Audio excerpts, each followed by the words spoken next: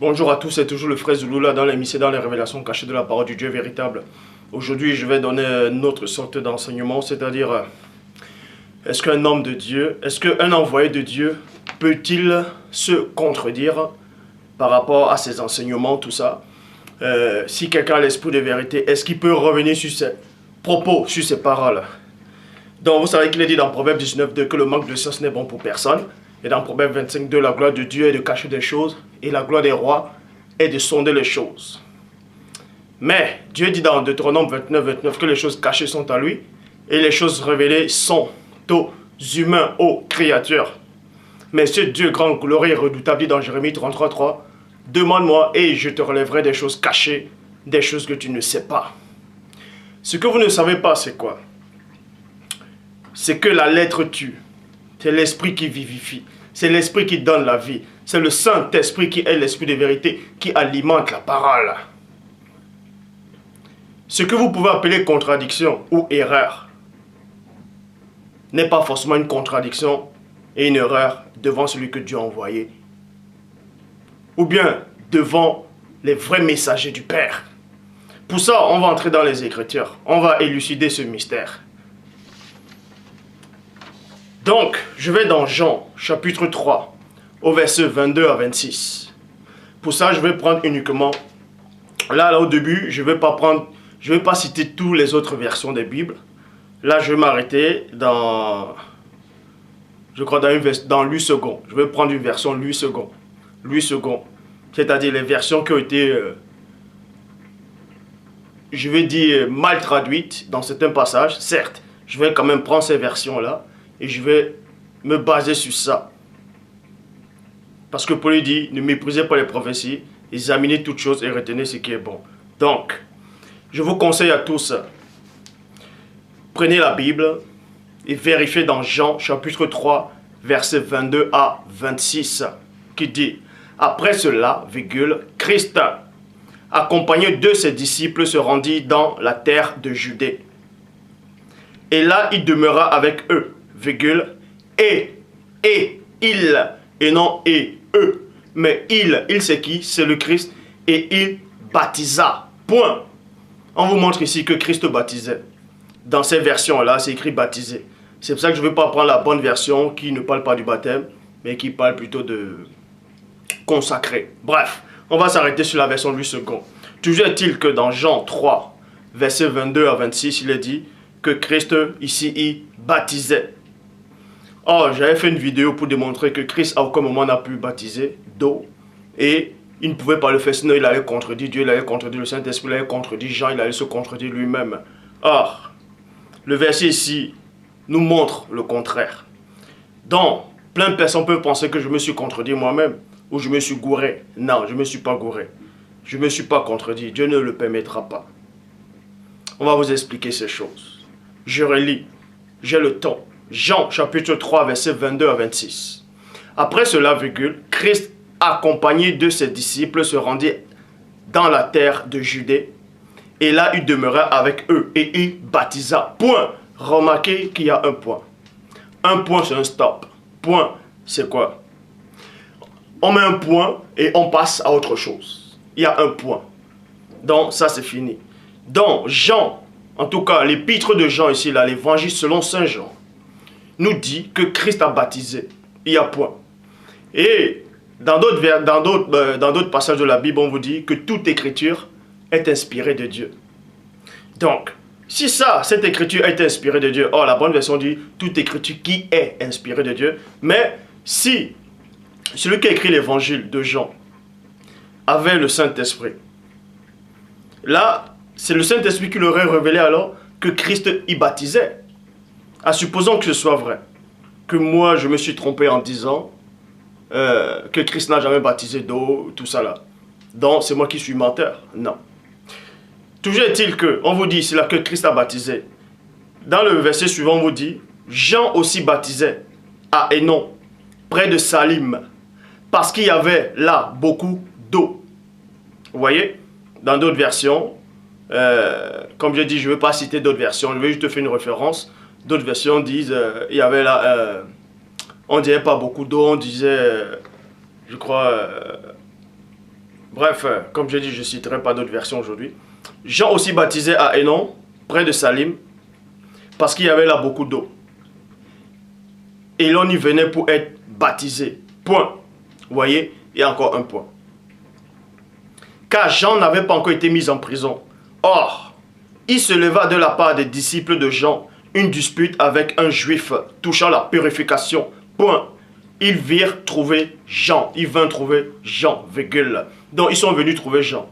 Parce qu'ils ont vu que, selon l'évangile de Jean, Christ est en train de baptiser d'eau, par immersion.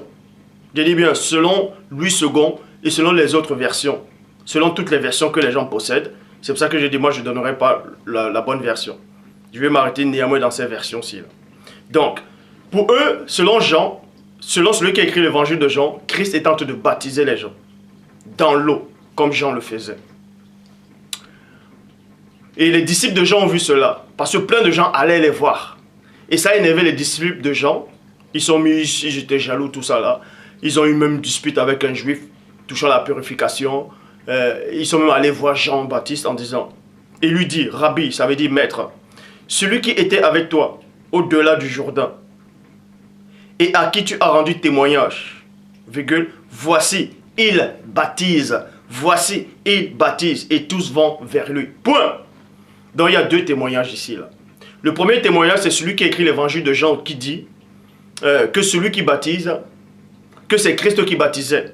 Et le deuxième témoignage, c'est les disciples de Jean qui ont aussi attesté à Jean-Baptiste que Christ aussi est en train de baptiser. Et dans la loi, on dit le témoignage de deux personnes est vrai. Donc nous allons donc voir maintenant quelque chose qui ne va pas. Parce que le même Jean toujours dit dans Jean chapitre 4 verset 1 à 2. Le Seigneur sut que les pharisiens avaient appris qu'il faisait baptiser plus de disciples que Jean. Point. Toutefois, Christ ne baptisait pas lui-même. Vous voyez? Mais c'était ses disciples. Point. Donc, les disciples de Jean-Baptiste sont allés rapporter à Jean-Baptiste que Christ est en train de baptiser. Donc, ils ont porté un faux témoignage. Ou pas? Et de deux, Jean, l'épître de Jean, l'évangile de Jean dit dans Jean 3, 22 à 26, que Christ lui est en train de baptiser et il y a eu un point. Or, il revient maintenant, dans Jean chapitre 4, verset 1 à 2, il dit maintenant, au fait, c'est pas Christ qui baptisait. Est-ce que là c'était une confusion? Est-ce que c'est une contradiction? Non, ce n'est pas une contradiction. Ce n'est pas une contradiction. Vous pouvez lire cela, vous allez penser que c'est une contradiction. Mais devant Dieu, ce n'est pas une contradiction. Devant celui qui a l'Esprit de Dieu, ce n'est pas une contradiction. Parce que vous pouvez dire, c'est-à-dire en disant que Christ baptisait, il n'est pas entré en détail. Mais en disant cela, il savait néanmoins que c'est... en disant cela, il savait néanmoins que Christ ne baptisait pas. Mais est-ce qu'il a menti?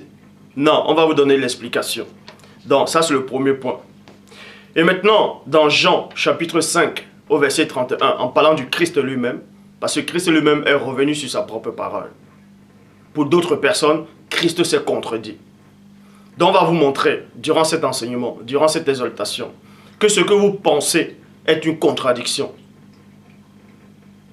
Qu'un homme, un véritable envoyé de Dieu apporte, n'est pas une contradiction. Jean chapitre 5 au verset 31. Si c'est moi qui rends témoignage de moi-même, virgule, mon témoignage n'est pas vrai. Donc, Christ le premier-né dit ici dans Jean chapitre 5 verset 31 que s'il lui rend témoignage de lui-même, son témoignage n'est pas vrai. Et ce qui n'est pas vrai est faux. Et ce qui est faux est un mensonge. Or, toujours dans le même Jean, et c'est Christ lui-même qui parle encore, dans Jean chapitre 8 au verset 12 à 14. Christ leur parla de nouveau et dit, deux points, je suis la lumière du monde. Celui qui me suit ne marchera pas dans les ténèbres, mais il y aura la lumière de la vie. Vous voyez, là il s'est glorifié, là il s'est rendu témoignage, il a rendu témoignage de lui-même. C'est pour ça que les Juifs là, ces pharisiens là le poursuivaient depuis, entendaient tout ce qu'il disait. C'est-à-dire, tous les propos qui sortaient de la bouche de Christ, ils analysaient cela et ils gardaient cela. De même que ça fait peut-être depuis 2010, je crois. J'ai fait des vidéos, mais il y a plein de vidéos que j'avais déjà effacées, les anciennes vidéos. Plein de gens aussi ont dû télécharger ces vidéos.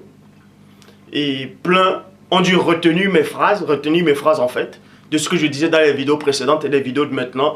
Ils essayent maintenant d'analyser ce que je disais avant et d'analyser ce que je dis maintenant pour voir s'il y a une contradiction entre ce que je disais avant et ce que je disais maintenant. C'est exactement ce qu'ils ont fait à Christ. Christ dit dans Jean chapitre 5 au verset 31, « Si c'est moi qui rends témoignage de moi-même, mon témoignage n'est pas vrai. » Jean chapitre 8 verset 12 à 14, Christ leur parla de nouveau. C'est-à-dire qu'avant, il les avait parlé en disant qu'il ne peut pas rendre témoin de lui-même. Bon. De nouveau, il dit, 2 points. Je suis la lumière du monde, celui qui me suit ne marchera pas dans les ténèbres, mais il aura la lumière de la vie. Là-dessus, les pharisiens lui dirent, 2 points. Tu rends témoignage de toi-même. Ton témoignage n'est pas vrai. Point. Vous voyez, les Juifs ont voulu le piéger. Ces pharisiens ont voulu le piéger. Ils ont dit, mais l'autre jour, tu nous as dit que tu ne peux pas rendre témoignage de toi-même. Maintenant, tu dis, maintenant, tu vas te rendre témoignage de toi-même. Donc, tu ne sais même pas ce que tu dis. Puisque là, tu te contredis alors. Là, c'est un mensonge que tu dis. Est-ce que Christ a menti? Christ n'a pas menti. Certes, Christ a dit qu'il ne peut pas rendre témoignage de lui-même. Mais après, il a rendu témoignage de lui-même. Il est revenu sur sa parole. Est-ce qu'il a menti? Ça, ce n'est pas une contradiction, ce n'est pas un mensonge. De même que, comme j'ai dit dans mes précédentes vidéos, au tout début, il y a plein de gens qui me posent des questions, me disent, mais je crois au début tu disais Jésus, tout ça là, tu as dit Jésus, et maintenant pourquoi tu dis c'est pas le bon nom? Ça veut dire qu'avant tu savais pas, et que Dieu t'a éclairé dans la suite, maintenant, bref, c'est pas ça. C'est qu'au tout début, je savais déjà que le nom Jésus, c'était pas le bon nom. Mais néanmoins, j'ai utilisé ce nom. Et c'est biblique. Quand je dis c'est biblique, la façon dont j'ai agi, c'est biblique. Et les vrais temples de Dieu, en tout cas ceux que le Père a envoyés, ont agi ainsi. Et Paul de Tarse va même vous expliquer le pourquoi. Donc, tous ceux qui acceptaient, c'est-à-dire qui prononçaient ce nom de Jésus-là, je suis venu avec ce nom de Jésus aussi. C'est-à-dire j'ai prononcé ce nom de Jésus-là pour être comme ces gens-là qui prononcent ce nom de Jésus, afin de les faire sortir de là. Est-ce que vous comprenez? Pour les ramener dans le droit chemin. Christ leur a répondu 2 points. Quoique. Christ ne les a pas dit que c'est faux ce que vous êtes en train de dire. Il dit, mais quoique j'ai dit cela, quoi même que vous pensez avoir raison, quoique je rende témoignage de moi-même, mon témoignage est vrai. Vous voyez? Virgule. Car je sais d'où je suis venu et où je vais. Mais vous ne savez d'où je suis, où ni je vais. C'est-à-dire où je vais. Bon, maintenant, on vous a montré ici là que Christ ne pouvait pas rendre témoignage de lui-même. Mais quand il a rendu témoignage, c'est parce que l'Esprit de Dieu qui est en lui a rendu témoignage par sa bouche. Et les Juifs, les pharisiens qui étaient là n'ont pas saisi en fait. C'était une confusion pour eux. Ils ont cru que Christ est contredit. C'est pour ça que la lettre tue. La lettre tue. Donc, quand vous analysez les phrases des gens, ne vous arrêtez pas uniquement sur la phrase qu'il a prononcée. Demandez à Dieu de vous éclairer, de vous montrer, mais sa phrase-là, pourquoi il dit oui aujourd'hui et demain il dit non? Mais qu'est-ce que ça veut dire quoi? Ça veut dire qu'il a menti, il a changé d'avis, c'est contredit. Demandez à Dieu ce qu'il y a derrière toutes les phrases. Ce que vous pensez être une contradiction, un mensonge, une erreur, devant Dieu, ce n'est pas ça. Donc, faites très attention quand vous voulez corriger les enseignements des gens, quand vous voulez discréditer quelqu'un, quand vous voulez chercher votre propre gloire. Faites très attention. Ne courez pas le risque d'avoir combattu contre Dieu lui-même jusqu'à la fin. Bon. Dieu dit dans Job 33, 14, qui parle cependant tantôt d'une manière, tantôt d'une autre, et l'on n'y prend point garde. Actes des apôtres, chapitre 16, au verset 3, dit ceci. Paul voulut l'amener avec lui, en parlant de Timothée. Paul avait trouvé Timothée, il a vu Timothée, c'est un jeune. Pour votre information, Timothée, ce n'est pas le fils de Paul. Parce qu'il y a plein de gens qui pensent que Paul a eu un fils, son nom, c'était Timothée. C'était son fils adoptif. Il l'a adopté comme un fils spirituel. Hein? Bon, dans Actes 16, verset 3, Paul a trouvé Timothée, il a trouvé un jeune, Et il a vu qu'il avait du zèle. Donc il a voulu le prendre, l'amener avec lui. Paul voulut l'amener avec lui. Et l'ayant pris, il le circoncis. Il le circoncis, virgule. Il n'y a pas point, il y a virgule. À cause. À cause. Vous voyez? À cause des Juifs et non à cause de Christ et non à cause de Paul lui-même et non à cause de Dieu. Mais à cause des Juifs qui étaient dans ces lieux-là, car tous savaient que son père était grec, que le père de Timothée était grec. Galates, le même Paul y revient. Il dit dans Galates chapitre 5 au verset 2 à 4. Voici, moi Paul, je vous dis que si vous vous faites circoncis, Christ ne vous servira à rien. Or, c'est le même Paul qui a circoncis Timothée. Nous sommes d'accord. Et je proteste encore. Pourquoi il dit encore? Ça veut dire qu'avant il avait déjà protesté. Mais comment se fait-il qu'avant il avait protesté de ne pas circoncire les gens et il circoncit néanmoins Timothée? Encore une fois, à tout homme, donc il s'adresse à lui aussi, à tout homme qui se fait circoncire, qui est tenu de pratiquer la loi tout entière. Vous vous êtes séparés de Christ, vous tous qui cherchez la justification dans la loi, vous êtes déchus de la grâce. Ça veut dire quoi? Que Paul lui-même a été déchu de la grâce. Paul lui-même, Christ ne lui servait plus à rien, puisqu'il a pratiqué la circoncision, qu'il est en train de régner après. Non, Paul ne s'est pas contredit. Paul a précisé à cause des Juifs. Pourquoi? Pourquoi Paul a fait cela? On va vous donner la réponse. Dans 1 Corinthiens 9, 19 à 22. 1 Corinthiens 9, 19 à 22 qui dit: car bien que je sois libre à l'égard de tous, virgule, bien que je sois libre à l'égard de tous. Est-ce que vous comprenez? Virgule. Je me suis rendu serviteur de tous, afin de gagner le plus grand nombre. Avec les Juifs, j'ai été comme Juif. Vous voyez?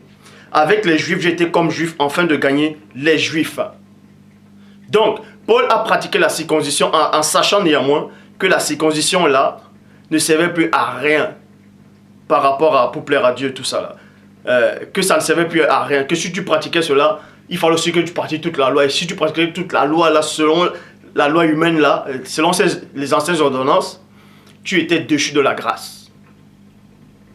Paul le savait. Mais pourquoi il a néanmoins fait cela? Il a fait cela à cause des Juifs. Pourquoi à cause des Juifs? Pour ne pas scandaliser les Juifs. En fait, il a fait cela parce que quand les Juifs vont le voir faire cela, les Juifs vont dire: ah, voilà véritablement un homme de Dieu. Mais néanmoins, Dieu le permet. Pourquoi? Pour gagner ces gens-là dans cette ignorance. Parce que Dieu s'est tenu compte des temps d'ignorance. Ça veut dire quoi? Si Dieu lui s'est tenu compte des temps d'ignorance, il va permettre que son serviteur qu'il a envoyé fasse exactement comme lui. Ce n'est pas une tromperie, ce n'est pas une erreur, ce n'est pas une contradiction. Paul a interdit la circoncision. Il a dit ça c'était selon la loi, mais il a néanmoins circoncis Timothée. Il n'avait pas violé la loi, c'est-à-dire il n'était pas contre Dieu. C'est parce qu'il a eu cette permission. Ce n'est pas un péché. Quand Dieu dit que quelque chose est pur, c'est pur. Quand il dit c'est impur, c'est impur. Donc Paul a agi ainsi parce que les Juifs là ne pouvaient pas encore comprendre. Pour eux, la loi c'était... Pour eux, ils vivaient selon cette loi-là. Ils ne pouvaient pas comprendre le mystère de la grâce du premier-né. C'est pour ça que Paul savait cela. Le Saint-Esprit qui était en Paul lui a révélé cela. Il a dit: bon, répondons à l'insensé selon sa folie pour qu'il ne soit pas sage à ses propres yeux. Est-ce que vous comprenez? Et Paul aussi a agi comme les Juifs. Il a pratiqué cette coutume-là pour avoir la confiance de ces gens-là et pour les faire sortir de cette erreur et les ramener dans la lumière. Est-ce que vous comprenez? Est-ce que vous comprenez? Avec les Juifs, j'ai été comme Juif, afin de gagner les Juifs, avec ceux qui sont sous la loi, comme sous la loi, quoique je ne sois pas moi-même sous la loi, afin de gagner ceux qui sont sous la loi. Avec ceux qui sont sans loi, comme sans loi, quoique je ne sois point sans la loi de Dieu, étant sous la loi de Christ, afin de gagner ceux qui sont sans loi. J'ai été faible avec les faibles. J'ai été faible avec les faibles. Afin de gagner les faibles, je me suis fait tout en tous, afin d'en sauver de toute manière quelques-uns. Voilà, vous voyez, afin de sauver en toute manière quelques-uns. Donc c'est pour vous montrer que c'est exactement ce que le Christ a fait cela. Il a mangé avec les gens de mauvaise vie. Or, si vous lisez réellement la loi, vous ne devez même pas manger et vous approcher avec les gens de mauvaise vie. Mais Christ le faisait, mais il n'agissait pas mauvaisement. Néanmoins, il mangeait avec eux, il parlait avec eux pour les ramener. Est-ce que vous comprenez? Pour l'agir ainsi. Dans mes toutes premières vidéos, même si j'ai dit Jésus, même si j'ai prononcé le nom de Jésus, c'était parce que Dieu a permis que je le fasse pour venir vers les gens qui prononçaient le nom de Jésus, afin d'avoir cette confiance. C'est-à-dire, en fait, d'être comme eux, quoique quoique je connais cette vérité, que ce n'est pas Jésus, mais de les ramener à la vérité. Est-ce que vous comprenez? Donc, et je me souviens aussi, dans mes toutes premières vidéos, ça n'existe pas, j'avais effacé les vidéos déjà, mes anciennes vidéos. Dans toutes les premières vidéos, je crois que j'avais fait 2 vidéos, où une, je disais, Christ n'est pas Emmanuel. Oui. Plein ont sûrement dû télécharger cela. Et plus tard, j'avais fait une autre où j'ai dit que Christ c'est Emmanuel. Bon. Les gens vont croire que c'est une contradiction. Ce n'est pas une contradiction. Si je dis aujourd'hui que Christ c'est Emmanuel, et demain je dis que Christ n'est pas Emmanuel, ce n'est pas une contradiction. Pour ceux qui écoutent, en tout cas, pour ceux que Dieu n'a pas encore réellement donné cet esprit que Paul avait eu, donné cet esprit que certains envoyés de Dieu ont eu, pour d'autres vont croire que c'est une erreur, que c'est une contradiction.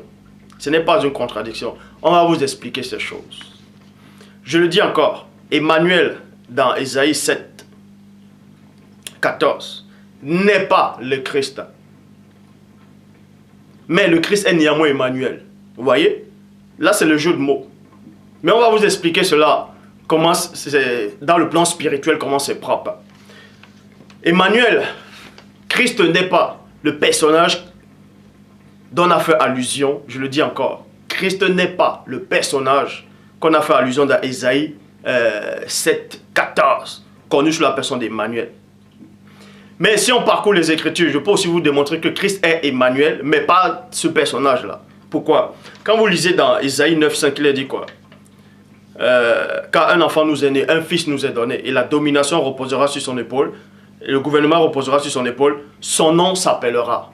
Maintenant, on va dire, on l'appellera. Son nom s'appellera merveilleux, conseiller, le Dieu puissant, le Père éternel, le prince de la paix. Donc, vous voyez, c'est son nom qu'on va appeler ainsi. C'est-à-dire qu'il avait porté le nom de Dieu. Il avait porté le nom du Père. Et le nom du Père, c'est sa propre parole. Et on sait que la parole de Dieu, elle est vivante et efficace. Donc, si quelqu'un porte la parole de Dieu et il vient sur terre, c'est que Dieu est parmi les hommes. Donc, Christ aussi était Emmanuel. Emmanuel qui veut dire Dieu parmi nous. Mais Christ n'était pas cet Emmanuel-là, ce personnage humain-là, dont faisait allusion dans Isaïe 7, 14. Est-ce que vous comprenez? Donc, il n'y a pas de contradiction quand quelqu'un dit aujourd'hui, Christ est Emmanuel, et peut-être un an plus tard, il revient et dit que Christ n'est pas Emmanuel. Il n'y a pas de contradiction. Il n'y a pas de contradiction. Il n'y a pas de contradiction. Parce que quand les vrais envoyés de Dieu parlent, souvent on ne va pas entrer trop en détail. Et c'est ça qui va s'aimer la confusion sur les esprits faibles. Ça va s'aimer la confusion. Je me souviens encore dans l'une des vidéos, les toutes premières vidéos, où je parlais des femmes dans les assemblées religieuses. Oui, où je parlais des femmes, je crois, oui, les femmes dans les assemblées religieuses. Je disais qu'une femme ne doit pas enseigner. Quand elle dit enseigner, c'est pas moi qui le dis, c'est la parole qui le dit. Bon, que les femmes ne devaient pas enseigner, ça, je démontrais ça. Et que une femme ne devait même pas ouvrir la bouche. Elle ne doit même pas chanter dans la chorale. Ça veut dire qu'en chantant, elle est en train d'ouvrir la bouche, elle est en train de parler. Bref. Et je me souviens aussi d'avoir fait des années plus tard, quand il dit des années, peut-être 2 ans après ou 1 an et demi, bref. J'ai refait la vidéo sur les femmes qui doivent... une femme ne doit pas enseigner, une femme ne peut pas enseigner tout ça. Et dans la vidéo, j'ai expliqué qu'en fait, Marie, mère de Christ, a bien parlé dans l'assemblée. Elle a bien ouvert sa bouche. Est-ce qu'il y a une contradiction entre cette vidéo où j'ai dit les femmes ne doivent pas même ouvrir la bouche, même chanter, et que Marie, qui est une femme, a néanmoins ouvert la bouche en parlant à Christ, ce n'est pas une contradiction, ce n'est pas une confusion.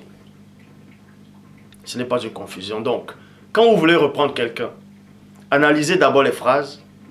Quand vous voyez qu'il y a quelque chose qui ne va pas, demandez soit à Dieu, ou soit vous dites à ce frère-là, ou à cet homme-là, ou à peu importe, tu as dit ça là dans telle vidéo, dans l'autre vidéo tu dis le contraire. Explique-moi pourquoi tu as dit ça. Avant peut-être de vouloir vous lever, vouloir faire un enseignement pour contredire la personne. Non. Dieu, quand Dieu mandate quelqu'un, Dieu lui montre les pièges de Satan, de comment les gens sont en train de comploter, les choses qui sont en train de mettre en place pour le faire tomber. Dieu ne permettra pas. Je dis bien, quel que soit l'envoyé qu'il a envoyé, soit confondu devant tout le monde. Même s'il est dans l'erreur, Dieu va le châtier. Certes, devant l'assemblée des saints. Dieu peut le confondre devant les autres frères, en tout cas les vrais frères qui marchent réellement avec Dieu. Dieu peut le faire en privé. Mais devant les païens, devant les nations, Dieu ne le livrera pas.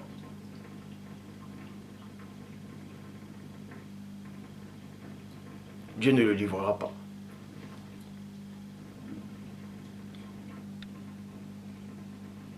Bref, ceci a pour vous dire que quand vous lisez la Bible et que vous voyez qu'il y a une contradiction sur tel verset, bon, que vous pensez qu'il y a une contradiction sur tel verset, que peut-être Christ a dit oui là, parce que je peux aussi vous donner des versets où, dans les évangiles, où quand Christ était sur le bois, sur le poteau, on l'a donné du vin, c'est-à-dire l'éponge, il y avait l'éponge remplie avec du vinaigre. On a dit, dès qu'il eut goûté, il ne prit pas. Goûter, ça veut dire quoi?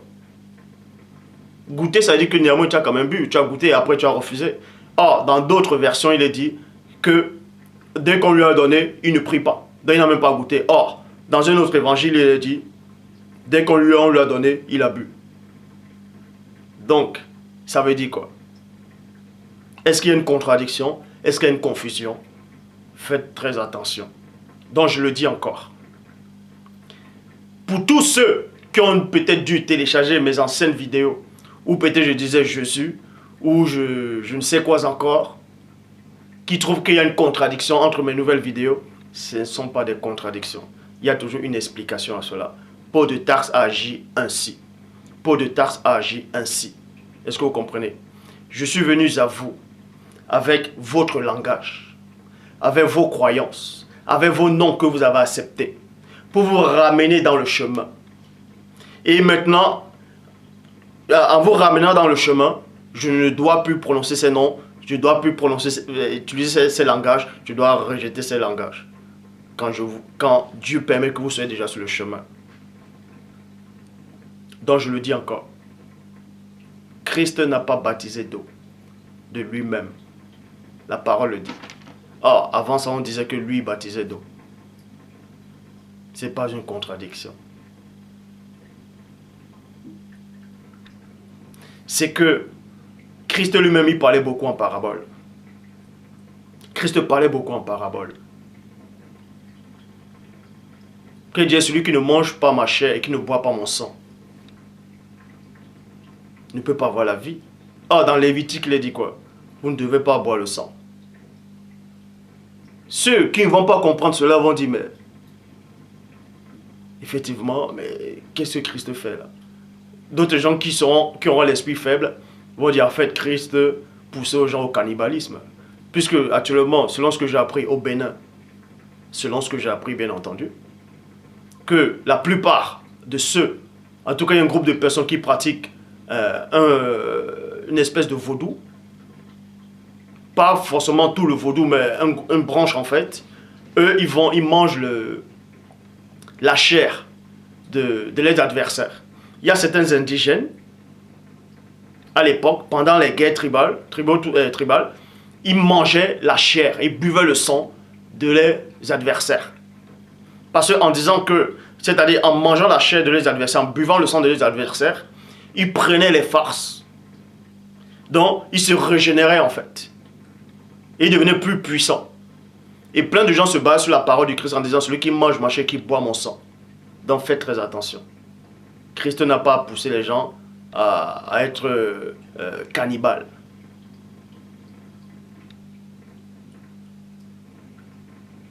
Faites très attention. Parce que Christ parlait beaucoup en parabole. Il ne va pas entrer en détail dans tout ce qu'il va dire. Parce que s'il entrait en détail, ça allait être trop long. Trop long. Très long. Est-ce que vous comprenez? Donc je le dis encore. Si dans une d'anciennes vidéos, j'ai dit que Christ est Dieu, quoique je n'ai jamais dit ça, même si je dis que Christ est Dieu, j'ai toujours démontré qu'il n'est pas Dieu le Père.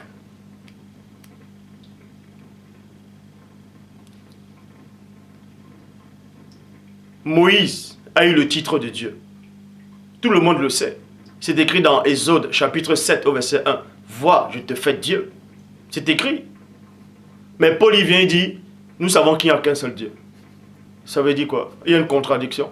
Il n'y a pas de contradiction. Parce que Christ a dit, tous ceux qui font la volonté de Dieu sont des dieux. Mais néanmoins, dans le vrai ordre des choses, nous savons qu'il y a un seul Dieu. Point barre. Donc, la vérité que vous avez à vos yeux, dans le plan physique, n'est pas forcément la vérité devant Dieu.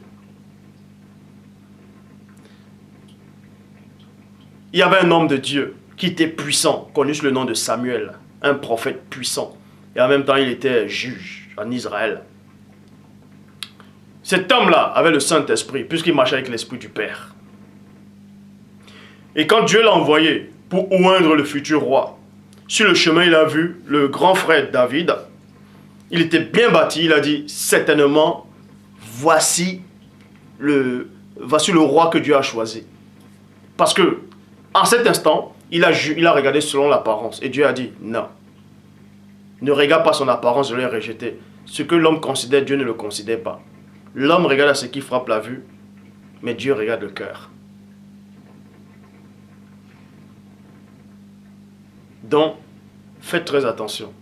Ce que vous appelez contradiction n'est pas une contradiction. Ce que vous appelez erreur n'est pas une erreur. Ce que vous appelez une confusion, pour vous, n'est pas une confusion devant Dieu. On vous dit que Satan, c'est-à-dire représente les ténèbres. On vous dit que les ténèbres, c'est mauvais. Fuyez les ténèbres. Sortez des ténèbres et venez à la lumière. Mais qui c'est qui a créé les ténèbres? Ce n'est pas Satan qui a créé les ténèbres. C'est Dieu qui a créé les ténèbres. Maintenant, faites attention, quand on dit Dieu a créé les ténèbres, Dieu ne crée pas le mal. Les ténèbres, c'est quoi? C'est l'obscurité. C'est décrit dans Genèse. Au commencement, Dieu créa les cieux, la terre était informe et vide. Hein? Il y avait des ténèbres à la surface de la Bible. Dans Isaïe, on vous dit que Dieu forme la lumière et il crée les ténèbres. Les ténèbres, c'est l'obscurité. Ça ne veut pas dire que c'est le mal. Faites attention. Ce que vous appelez contradiction, ce que vous appelez erreur, ce que vous appelez confusion n'est pas une erreur, n'est pas une confusion, n'est pas un mensonge devant Dieu. La lettre tue, je le dis encore. Peu importe les vidéos que j'ai pu faire dans le passé, peu importe les vidéos que j'ai pu faire dans le présent, peu importe les vidéos que je ferai dans le futur, si je dis A, aujourd'hui, demain je dis B, ce n'est pas une confusion. Je donnerai toujours une explication bibliquement. Ce n'est pas une confusion. Il n'y a pas des erreurs dans mes enseignements. Ce que vous allez penser être des erreurs ne sont pas des erreurs. Allez plutôt en profondeur, c'est-à-dire dans l'esprit, et Dieu va vous révéler c'est quoi. Paul de Tarse agit ainsi. Paul de Tarse agit ainsi. Il y a plein qui ont agi ainsi.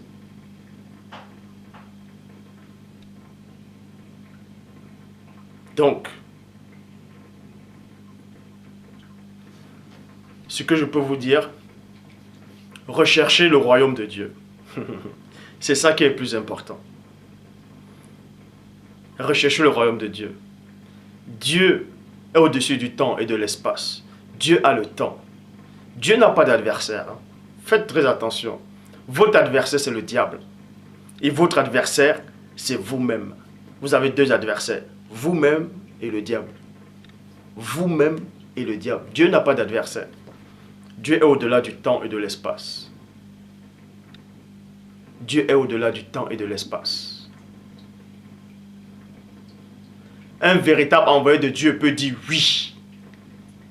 Va, fais-le. Et 2 minutes après, il dit, ne le fais pas. Ce n'est pas une confusion, ce n'est pas une erreur. Ce n'est pas une erreur.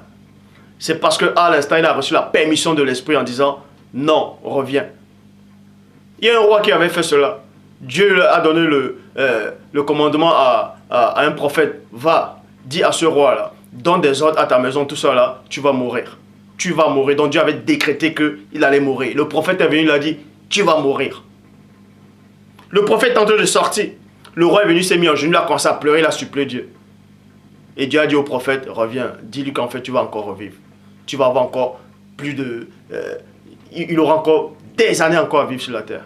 Est-ce que Dieu est revenu sur sa parole? Est-ce que Dieu s'est contredit? Dieu n'a-t-il pas dit que quand il sort quelque chose de sa bouche, ça doit s'accomplir?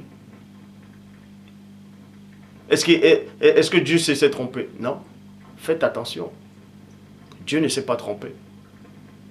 Dieu ne s'est pas trompé. Dieu fait grâce. Dieu fait grâce, il fait miséricorde. Il y a la grâce et il y a la miséricorde. Il peut y avoir une loi, que Dieu décrète une loi. Et la miséricorde vient à l'intérieur de la loi, comme ça ouvre ça. Parce qu'il y a la miséricorde qui existe. Ça s'appelle la grâce. Quand vous serez réellement dans la grâce de Christ, vous allez comprendre les Écritures, telles que le Saint-Esprit veut que vous puissiez les comprendre. Je le dis encore, j'ai jamais renié la divinité de Christ. Le mot divinité, ça veut dire celui qui est de sens divine, celui qui est né de sens divine en fait. Les anges aussi sont des divinités.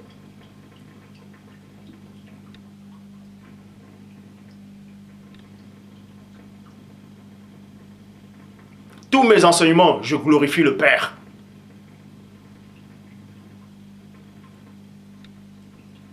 En fait, dans la prochaine vidéo, je vais parler de l'enfer, du séjour des morts, du Hadès, du Sheol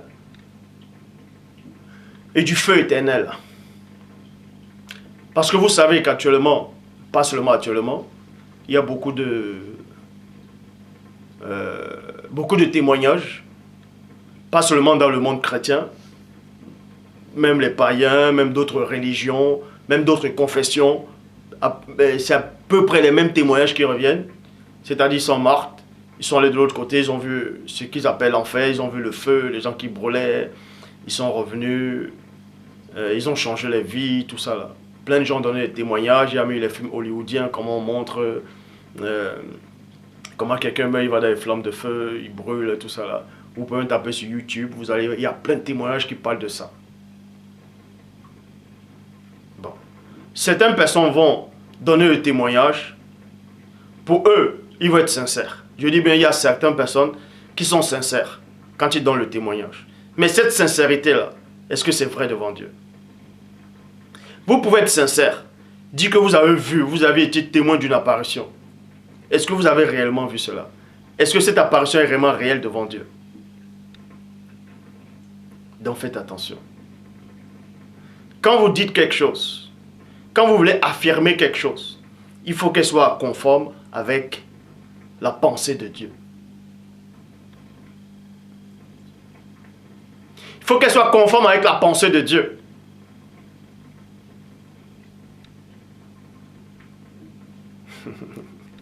Donc, dans la prochaine vidéo, on va mieux parler du séjour des morts, de l'enfer, parce que plein de gens pensent que celui qui fait du mal, il va aller en enfer, il va aller brûler. Et je vous dis encore, il n'y a pas de feu en enfer. Personne ne brûle en enfer. Je dis bien, personne ne brûle, personne n'a brûlé et personne ne brûlera en enfer. L'enfer, c'est le séjour des morts. L'enfer, c'est l'Hadès. L'enfer, c'est le Sheol. Et on ne souffre pas là-bas. On va prendre toutes les... On va même prendre plusieurs versions des Bibles pour expliquer cela. Hein? On va même prendre la parabole de Luc 16, 19. Le mauvais riche. Pourquoi il est dit qu'il criait, il souffrait dans le séjour des morts? Est-ce que c'était réel ou pas? Ou c'était une métaphore? Nous allons même parler du feu éternel. C'est quoi le feu éternel?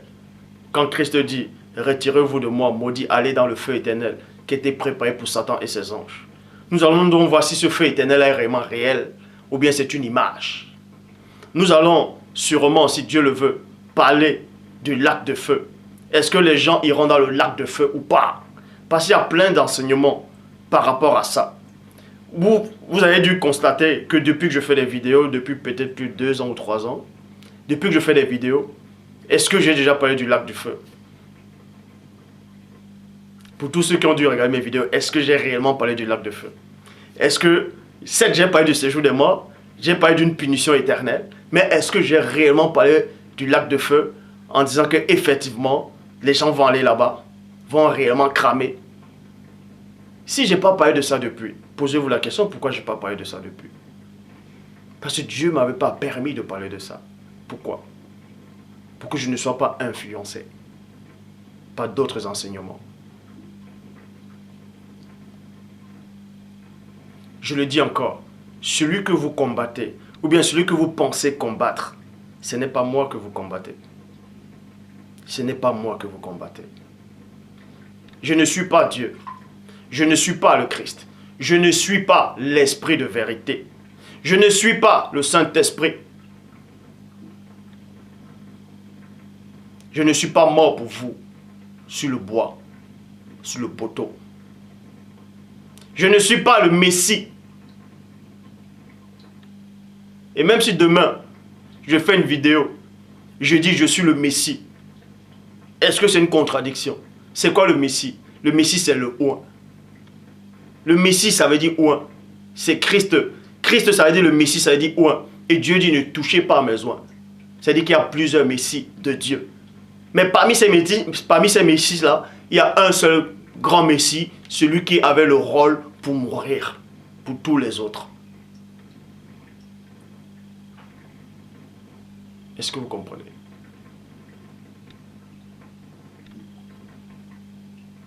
Je le dis encore. Celui qui est en face de vous là actuellement n'est pas votre adversaire. Vous vous trompez d'adversaire. Vous vous trompez d'adversaire. Paul de Tarse, quand il était sur le chemin de Damas, il s'est trompé d'adversaire.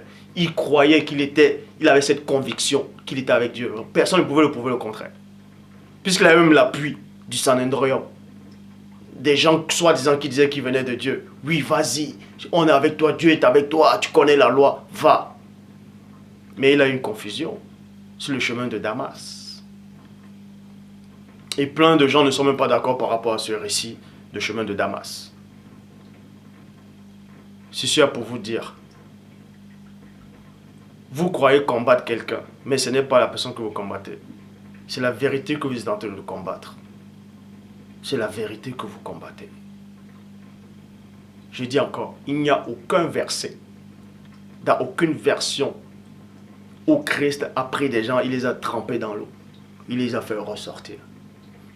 Certains vont me prendre le verset de la piscine, quand l'ange venait secouer la piscine, et les gens entraient dedans, et ils ressortaient. Ils étaient guéris. Mais ça symbolise quoi? Est-ce que c'est Christ qui a dit aux gens de plonger là-dedans là? Pourquoi donc, quand Christ est venu, il y avait un homme depuis là, il avait une maladie, il n'arrivait jamais à plonger dans la piscine. À chaque fois que lui, il entendait le mouvement de l'eau, il voulait plonger, mais quelqu'un avait toujours pris sa place. Pourquoi donc Christ n'a pas fait bouger l'eau? Il a pris, en prenant cet homme et le mettre dans l'eau, le faire ressortir. Pourquoi Christ ne l'a pas fait? Donc quand vous donnez les versets, ne vous arrêtez pas juste sur un petit contexte. Allez derrière le verset, c'est-à-dire derrière l'esprit qui alimente. Et on va vous révéler les mystères de Dieu. Christ aurait pu secouer l'eau aussi. Vous croyez que l'ange qui descendait était plus puissant que Christ? Non. Christ aurait pu bouger de l'eau aussi et prendre cet homme-là, le mettre dedans et le faire ressortir. Mais Christ l'a guéri à l'instant avec le Saint-Esprit. Pour vous montrer encore que ce baptême-là dans l'eau par immersion, il n'est pas là-dedans. Il n'est pas là-dedans. Il n'est pas là-dedans. Donc, dans la prochaine vidéo, je vais parler du lac de feu, du séjour des morts, de l'enfer, du Sheol. Est-ce que les gens vont souffrir éternellement? C'est quoi cette image que les catholiques apportent aux gens? Cette image du feu éternel que plein de civilisations ont accepté maintenant. Dans chaque coutume, dans chaque religion, il y a un Dieu du mal, un Dieu du bien, et il y a l'enfer. Même chez les Égyptiens, il y a l'enfer. Les témoins de Jéhovah disent que Dieu est tellement bon qu'il ne permettra pas que les gens puissent souffrir éternellement. Bon. Bref. Et d'autres vont dire, oui, mais les témoins de Jéhovah le disent, mais c'est écrit que d'Apocalypse chapitre 20, verset 10, et le diable qui les séduisait fut jeté dans le temps de feu et de soufre, où sont la bête et le faux prophète, et ils seront tourmentés jour et nuit au siècle des siècles. La question que je vais vous poser, c'est quoi? Est-ce qu'il y a le jour et il y a la nuit là-bas? Est-ce qu'il y a le jour et il y a la nuit là-bas? Bref, c'est une question. Bon. Et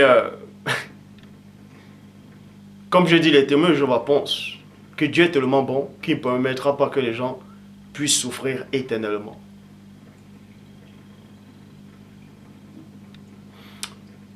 Et avant de finir, je parlerai d'un truc qui m'a... J'avais vu un film en fait.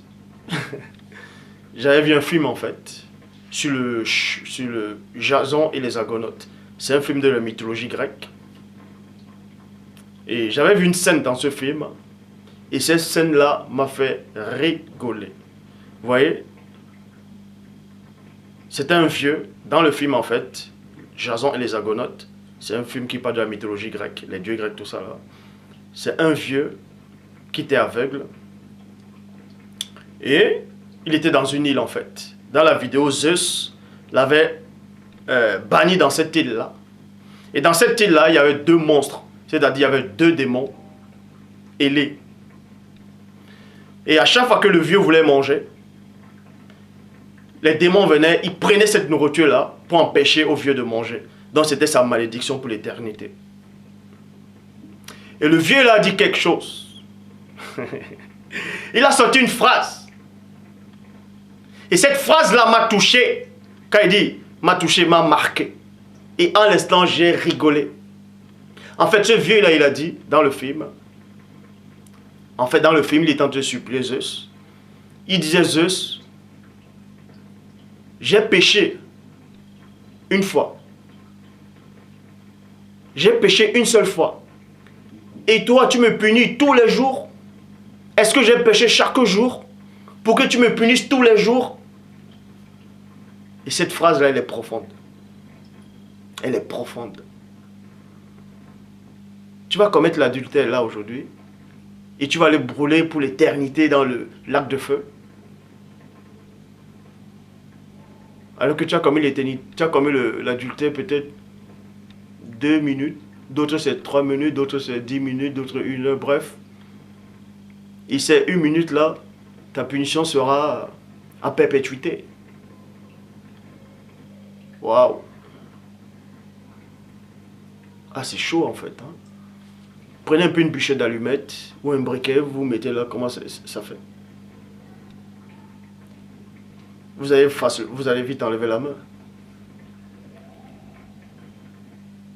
Et Dieu va vous mettre dans le lac de feu.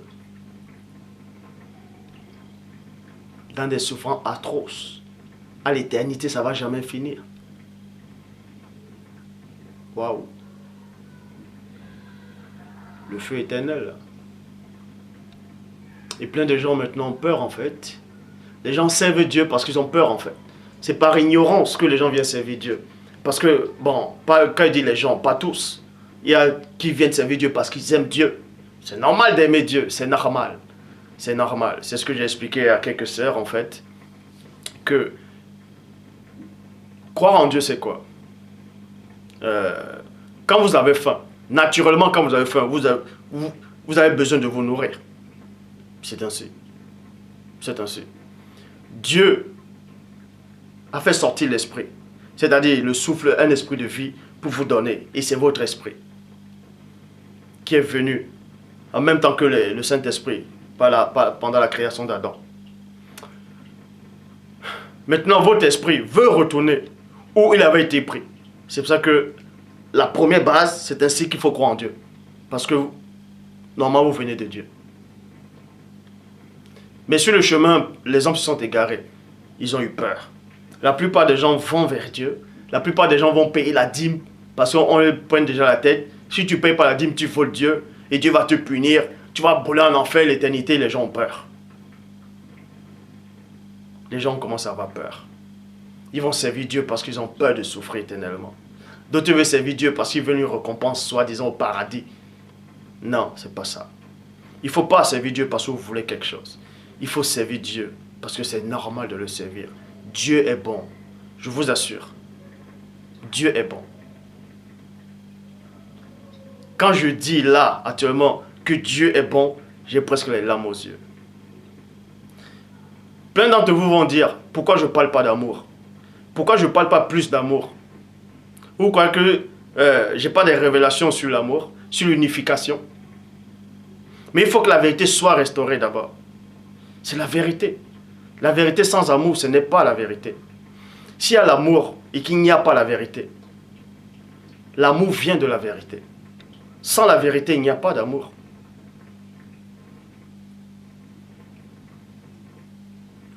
Vous croyez que les soldats qui regardaient Élie le Tishbite, ils craignaient Élie le Tishbite. Jézabel haïssait Élie le Tishbite. Le peuple avait peur d'Élie le Tishbite.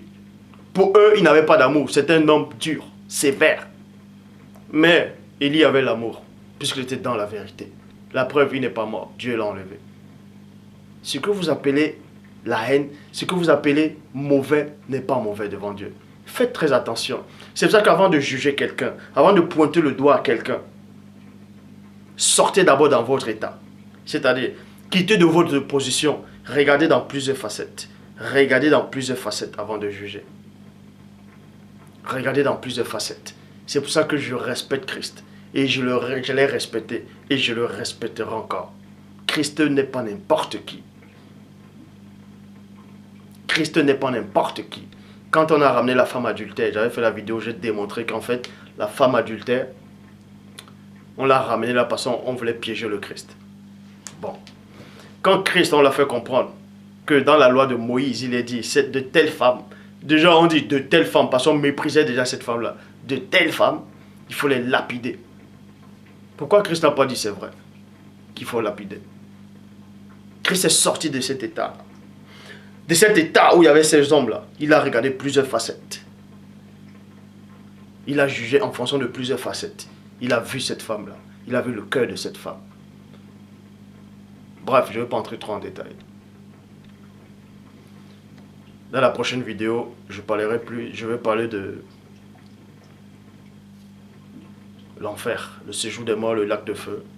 Est-ce que les gens vont aller brûler dans l'éternité, dans un lac de feu, tout ça là? Est-ce que les gens vont réellement aller brûler là-bas? On parlera plus de ça. Donc je dis encore, ce que vous appelez confusion n'est pas une confusion.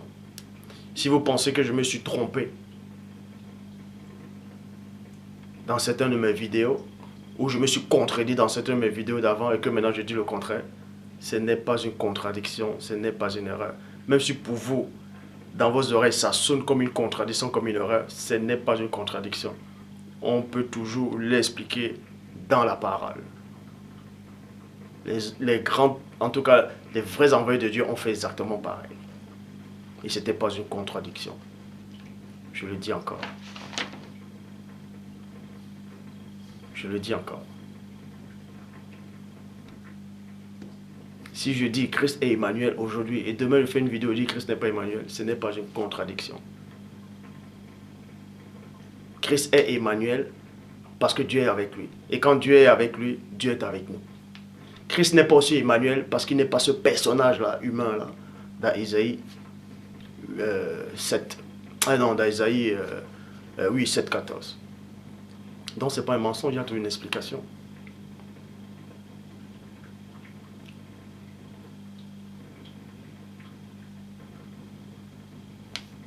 Bref, que Dieu soit avec vous et qu'il soit toujours glorifié. Recherchez d'abord le royaume. Recherchez le royaume. Recherchez le royaume.